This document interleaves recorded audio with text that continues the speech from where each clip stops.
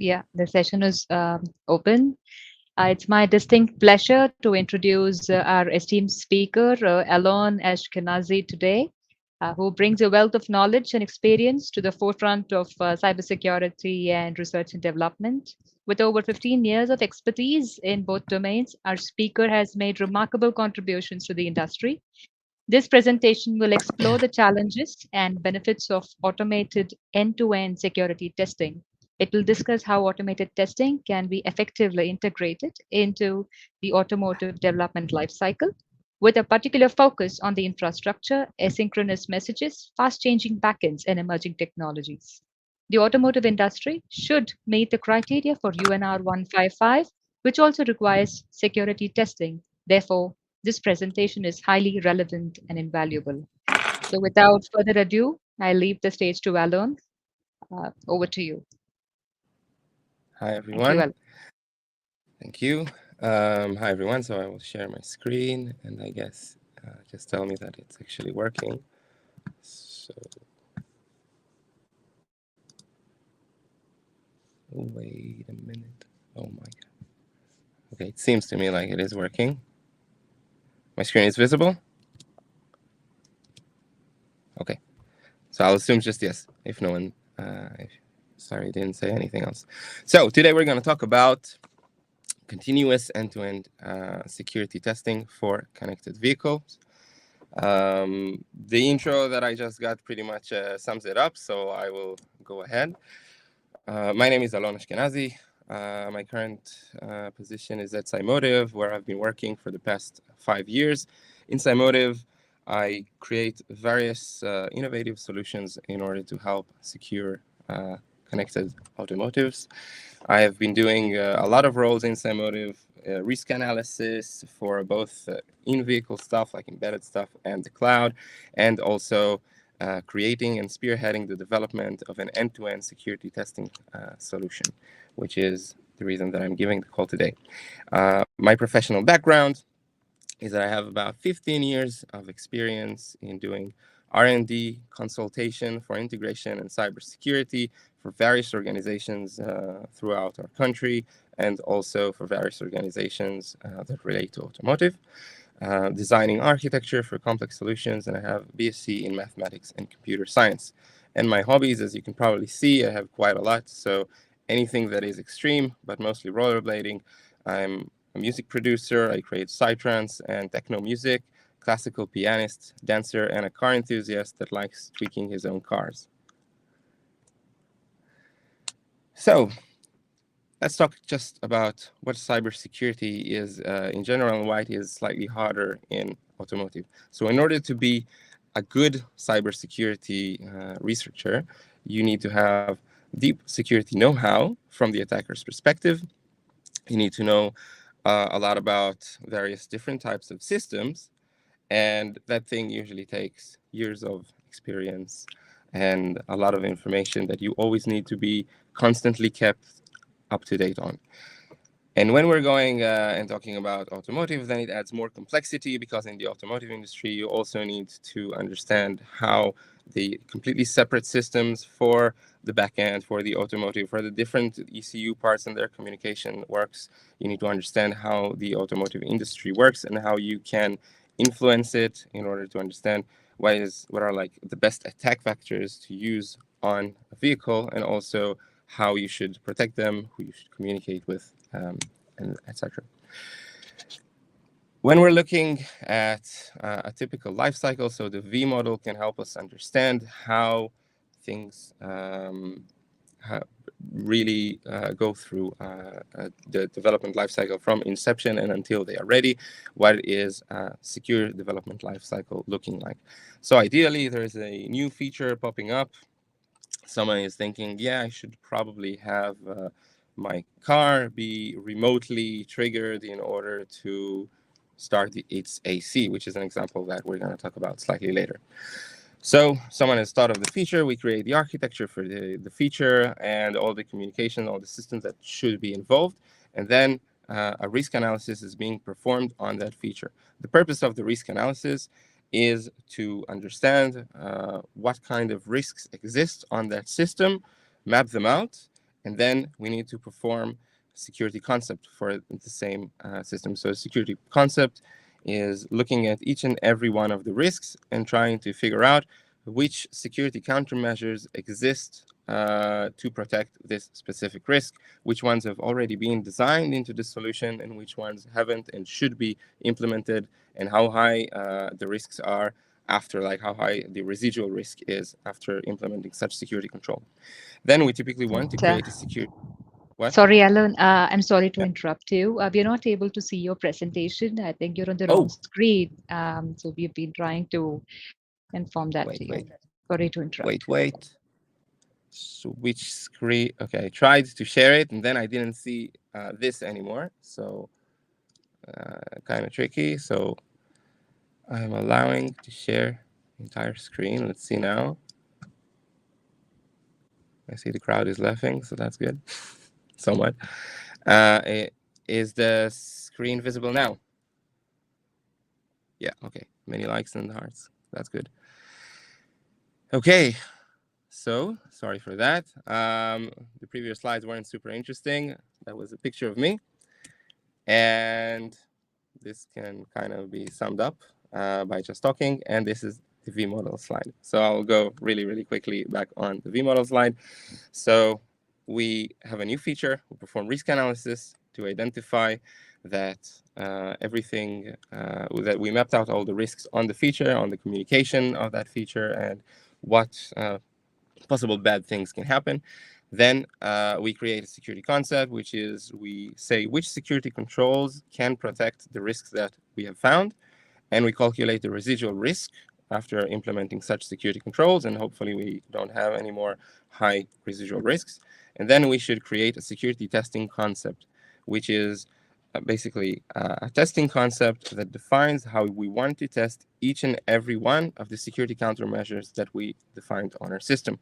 Then we perform security testing, which is where we're going to focus most of our time today, which is actually the validation of the security requirements as they were defined in the security specifications.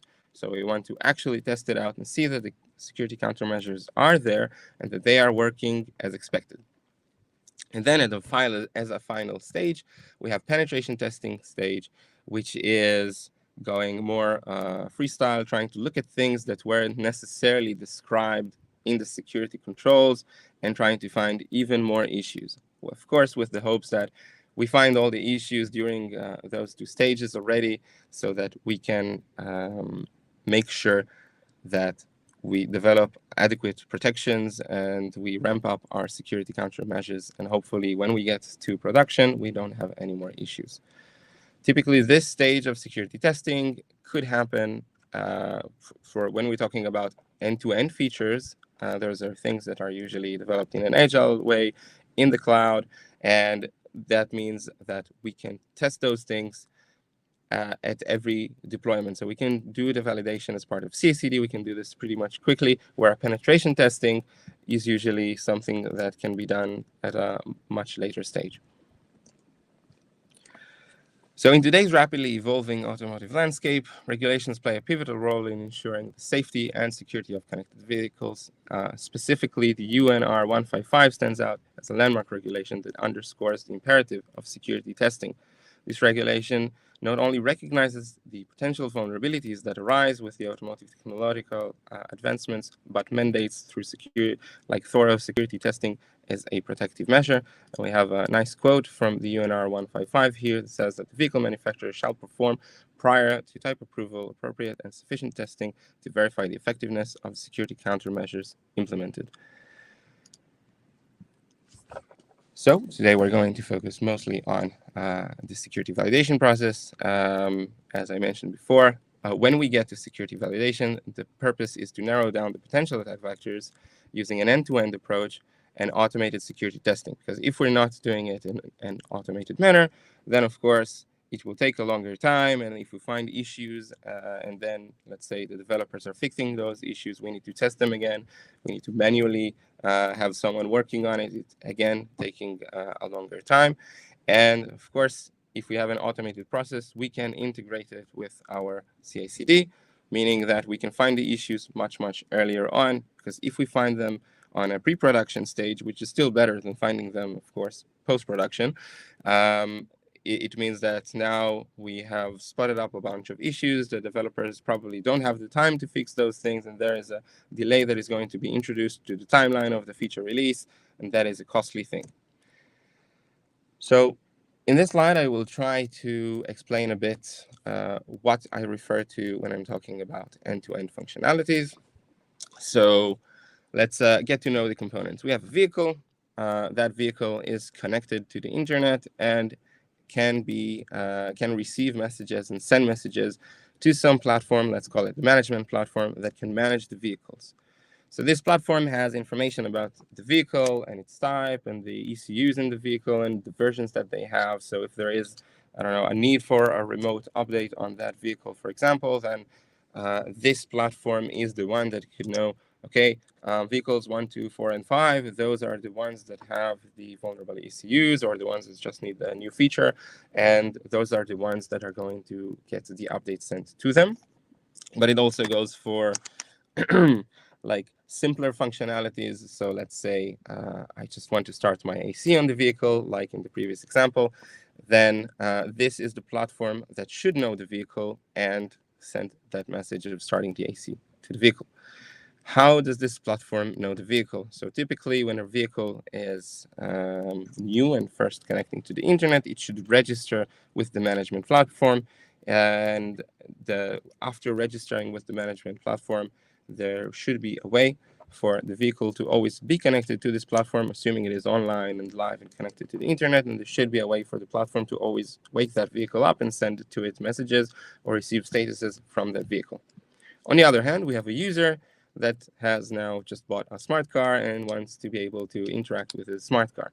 So this user typically needs to have a user at some backend that actually knows him and knows that that vehicle is connected with that user. So the vehicle is registering with some backend. And what we see here is like a mobile app and a web portal and things like this. But the idea is that a user is here. The platform that is registering to is a platform for services. So the user is just opening his mobile app, registering to a service, writing in some code, scanning maybe some QRs, and assigning the vehicle to himself. So now this platform knows the user.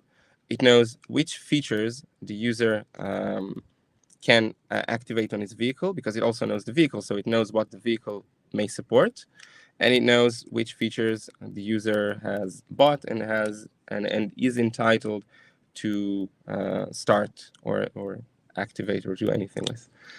So this platform has the logic of who the user is, what licenses this user has, and which vehicles are connected to that user. A typical flow that I refer to as an end-to-end flow is, let's say my user wants to start the AC. So this platform, it knows the status of the vehicle. So it means that it may get the status from the vehicle of what the current temperature inside is. Okay, the user connects to this platform, authenticates by inserting user password, and then this platform tries to query this platform in order to get to the vehicle and understand what may be the status of the vehicle now, in order to reflect this to the user, so he can see what the temperature is, and then when he sends a message to start it, it should ideally go through these platforms. A way that a message can be carried out is, let's say, user opens app, chooses to turn the AC on 20 degrees. This goes to this platform. The platform verifies, do I know this user? Yes. Does he have the permission to start AC on his vehicle? Yes. And then it sends a message to this platform, which knows the vehicles and can influence them. This platform says, okay, I want to now send the vehicle a message to start the AC. And here it gets like a tiny bit complicated. So I need to check that the vehicle is actually there, because it's a vehicle and it can be offline. It can be in some garage without any reception, or it can just be offline because it was off without any user in it for like 8 hours. So it checks if the car is there. And if the car isn't there, then typically it would want to send a message to the car to wake it up somehow. So there's an embedded SIM in the car. It can send an SMS message, for example, to wake the car up. Then when the car wakes up, it will connect with the platform and get its messages. How will it get in messages? So from what we've seen at various customers that we're working with, the typical communication between the management platform and the vehicle is done via queues, because we don't know that the vehicle is going to be immediately online. So we cannot have a user wait for a vehicle, and we cannot necessarily ensure that the message is immediately being sent to the vehicle. So typically this communication can happen via MQTT. So the vehicle is connected in MQTT. So for those who don't know, that is like a publish subscribe mechanism. There is a topic, which is a URL that you can either publish or subscribe to. You would connect to this topic and either put a message in it, and then the subscribers will get the message, or you are subscribing to it, and if a message arrives at your URL, then you are going to consume that message. So when the car is online, it is connecting to the MQTT broker, and the management platform knows it's online. And then the car will consume the message to start the AC and try to act on it, and then, of course, send the status back to the management platform that that thing has been really carried out. This whole process is asynchronous because the user cannot be bothered by waiting for the car. We don't know how long it will take to wake up the car. It may be immediate because it's awake, and it may take a few minutes until it wakes up. If anyone here has an, I don't know, a Tesla or any other car, I guess in Israel, we just have this one for with a mobile app, but anywhere else, we have other cars by Audi, by Volkswagen, by Tesla, by, I don't know, other vendors as well, uh, where you can open your app and see stuff about your vehicle and also be able to influence your vehicle. So a common thing is that you open your app and you can see there the latest status of the vehicle, and you see that that has status has updated 2 hours ago or 5 hours ago, and it's like loading and waiting for the vehicle to wake up for you to get the latest status. That means that a user cannot necessarily wait for it. There is a TCP timeout. If a user sends a message, it will just time out after 2 minutes, and you will never know what happened to the vehicle.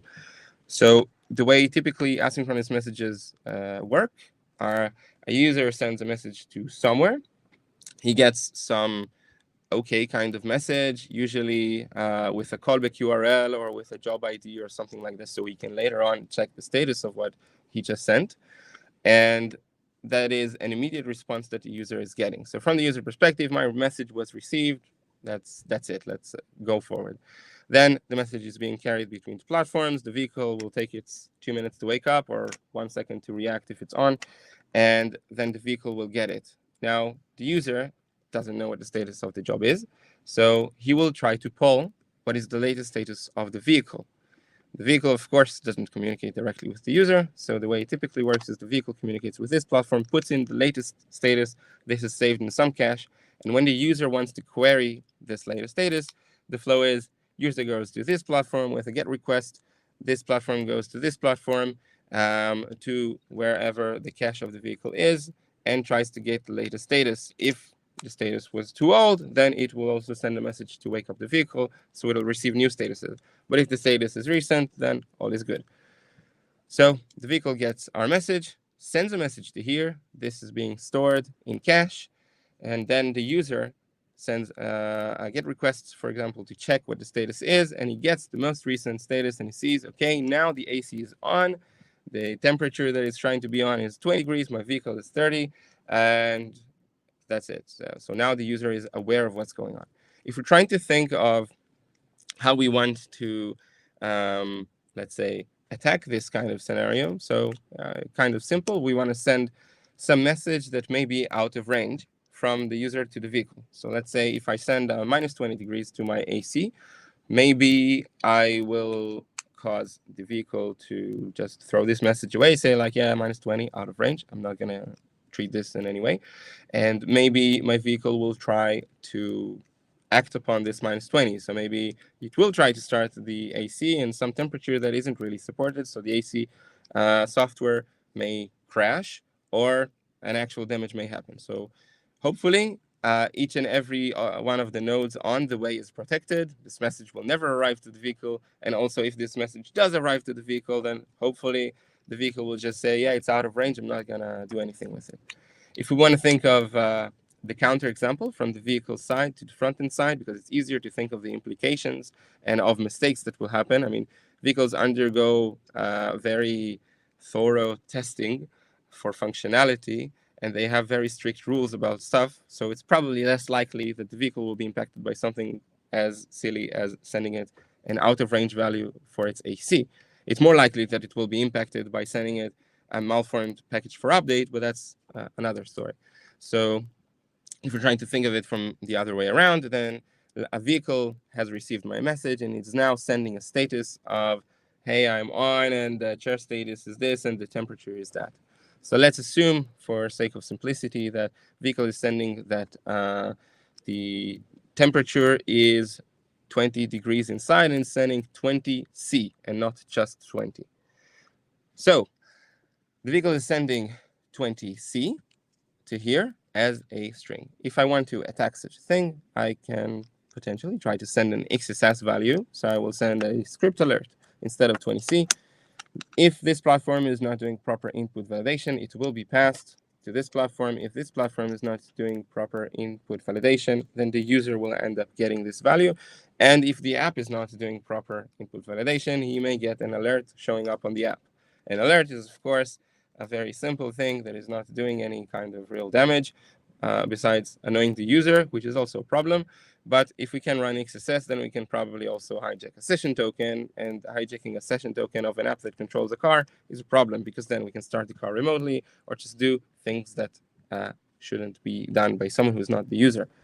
This is a flow where the user actually owns the car and he wants to communicate with it. Of course, there are flows that we can discuss where the user is owning one car but is trying to influence another car, and there should be a set of countermeasures and protections on the various backends that will prevent him from accessing a car that does not belong to him. So right now, describing this scenario, that is an end-to-end scenario between the user and the car, we can see that it has some kind of complexity. In order to test this, well, I need to be registered to the services platform. I need to have an actual mobile app to do the sign-in. I need a way to manipulate the messages I'm sending from this mobile app. And I also need to have a vehicle that is listening to all of this in order to receive the message on the vehicle and then figure out if my message was received. So then in a moment, we're going to talk about how we can potentially automate this. And the way that we want to automate this is that we can hold emulations of all of those things up in the air all the time and control all of them, but be really authenticated with our backends so that we can test individual components at any given time. For sake of explanation of a slightly more complex flow, which is still kind of a simple flow, assume that we want to attack the start charging and we want to send minus 2 kilowatts to the car instead of sending a valid value of charge. Then we can also, as seen here, stumble upon a process where it's not just one message that I'm sending to the car and it's arriving at the car and that's it, the test is ended. Sometimes we need to be able to understand what's happening in the car, send it back, and there needs to be a set of preconditions that happen in order for us to try to attack this function again. So a typical thing in start charging that we can see is, and again, I've seen this in a couple of vendors, it of course makes perfect sense that it is this way. You cannot start charging for a car that is already charging because it is already started. So you want to send a start charging message and you want to, of course, make this message malicious and insert like a bad payload in there. You send this to the services platform. It sends to the fleet platform start charging for VIN something something. Then it will send start charging to the vehicle, and the vehicle will report back the charging state. Then we need to get the state. We need to see that it actually worked because we want to be able to attack start charging. So in order to attack start charging, we have to stop charging. And in order to stop charging, we have to know that the car is charging. Everything is asynchronous. It's not sure that our messages are carried out like immediately in 1 second or in 10 seconds or in 20 seconds. So we send this, then we get back the status, and then we send a stop charging because we need to stop in order to start. And then the status is saved. We again poll for the new status, and we need to see that it is indeed stopped charging, and then we can start the attack again. So if we want to now think of how it is best to automate such a process, then I would propose the following thing.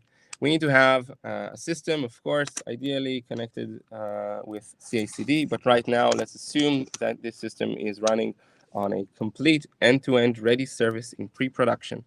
So we should be able to choose the kind of attacks that we think are relevant for our service. Let's say attacking the start charging of a vehicle may have int values as a relevant thing, and a kind of attacks that influence int as relevant things, but string values not necessarily.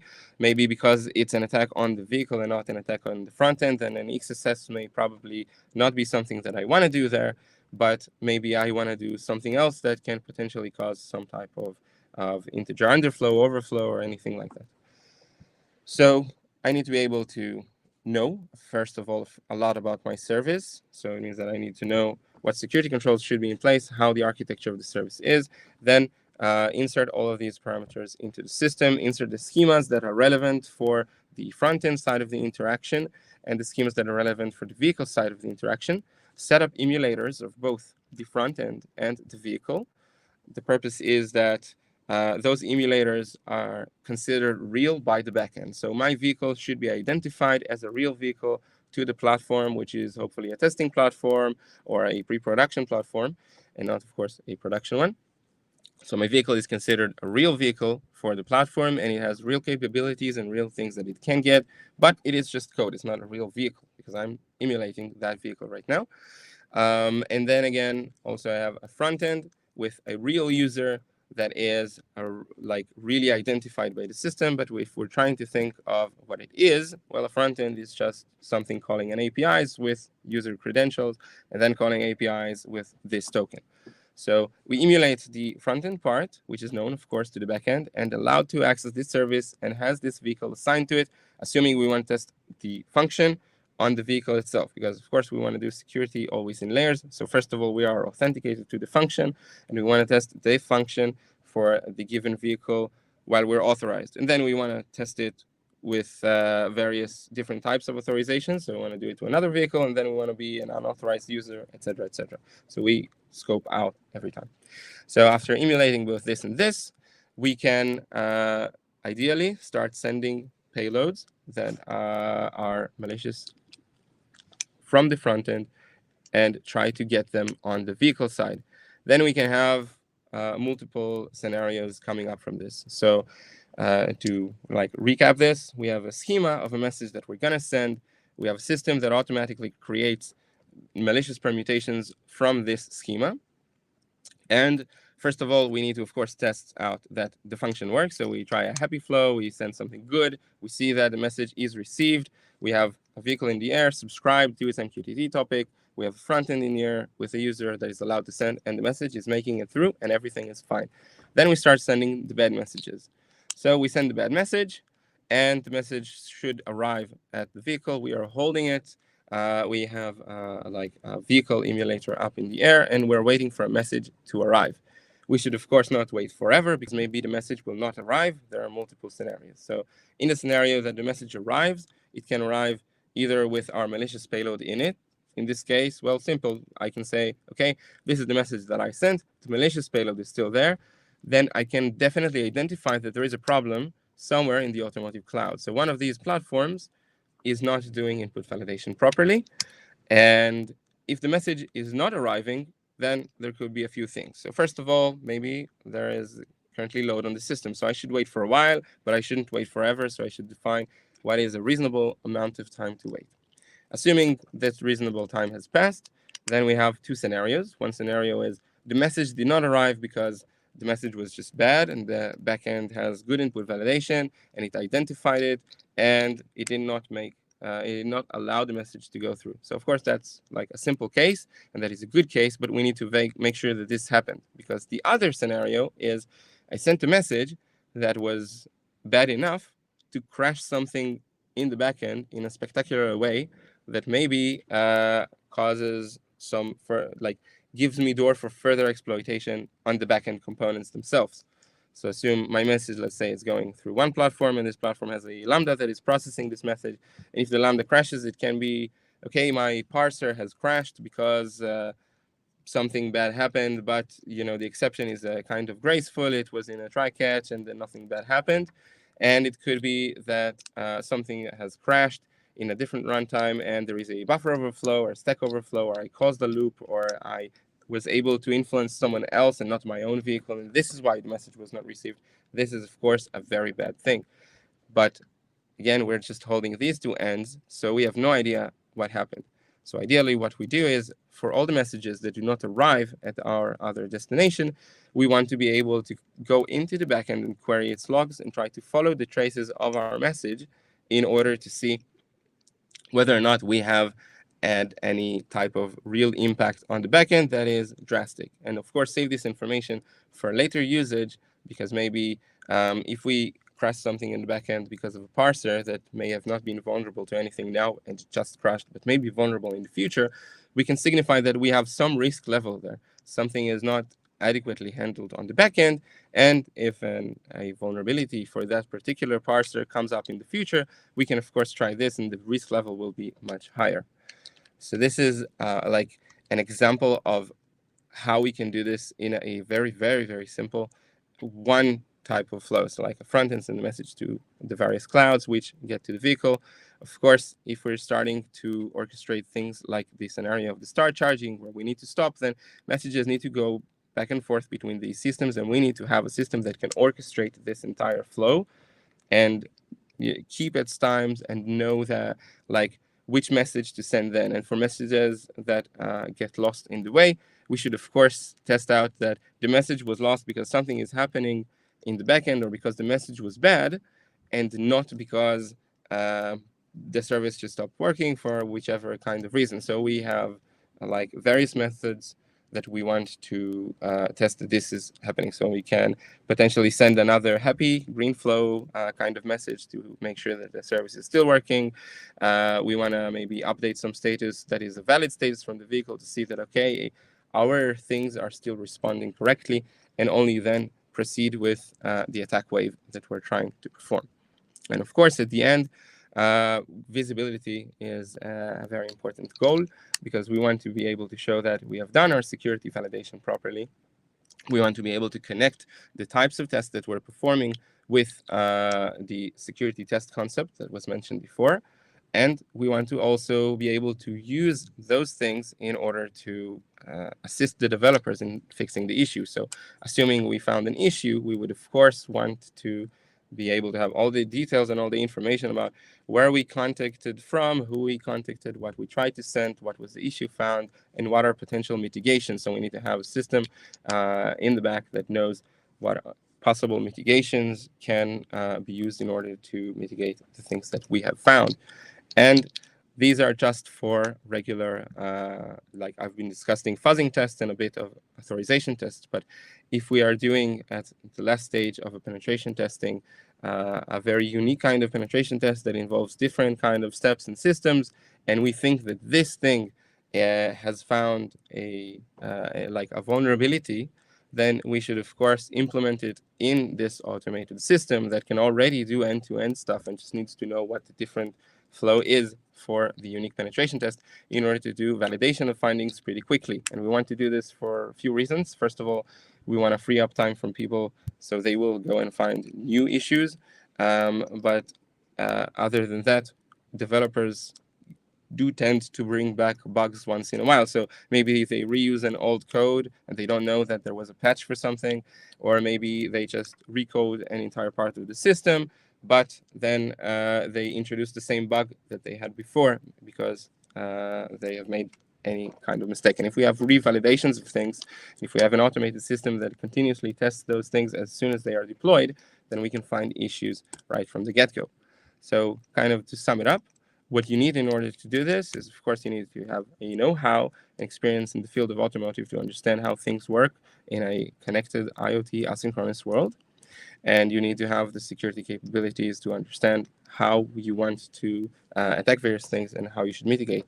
You need to have multiple updated cybersecurity feeds, because you want to have a lot of potential payloads that you can send, but you also want to be up to date regards to vulnerabilities that can affect packages that you have seen on your backends or on your vehicle, in order to try and test out those things as soon as they arise. You want to integrate into CI/CD to save a ton of money, but that will be saved, of course, if you find it as soon as something is deployed and not just when it is in pre-production. And you want to do all of this automatically and monitor and control your process. So eventually, when we're looking at the bigger picture, we can say, okay, this is the feature, this was the risk for the feature, the security concept, the security test concept, this is the things that we have found, and hopefully we've fixed everything. We should have like a one unique place to see everything and know that, okay, the feature is fine and we've tested it both inside the vehicle and the back ends and the front ends and everything. And that is it. Thank you all. I guess I will now try to re-find the... Okay, Thank stop. you very much, Alon. That was a very informative session on automating the end-to-end security testing development lifecycle. I opened the session for questions. So we do have some questions. So let me start with the first one. How would you expand the model to continuously update Tara and implement the necessary controls after SOP? How would I what? Like the most important word? I didn't hear it. So So how can would you you expand the we model to expand? yeah. Okay, so I would have a system that has all the information about the risk analysis that is being performed. So it should know the components of every ECU, the functionalities in it, and the communications that we have. And then this system that should ideally already have the risks and the security controls should be able to propose security tests for those controls and be integrated with a system that is doing the automated testing. So it, for every like automatically generated security test concept, there should be an automatically generated test that will run and feed it back with the information that can say, okay, I have found an issue or I haven't found an issue, therefore affecting the rank of the risk, and of course taking the mitigations from the Tara for the given risks that I have potentially found, in order to notify the developers how to fix. I Oh, hope this answers great. the question. Yeah, thank you very much for the crisp answer. The next question, manual testing is time consuming, but isn't it too risky to automate this process, especially when autonomous vehicles are in the critical infrastructure category? Okay, so I did not say that we should replace manual testing, and this is why the V model slide showed automated security validation and afterwards the penetration testing.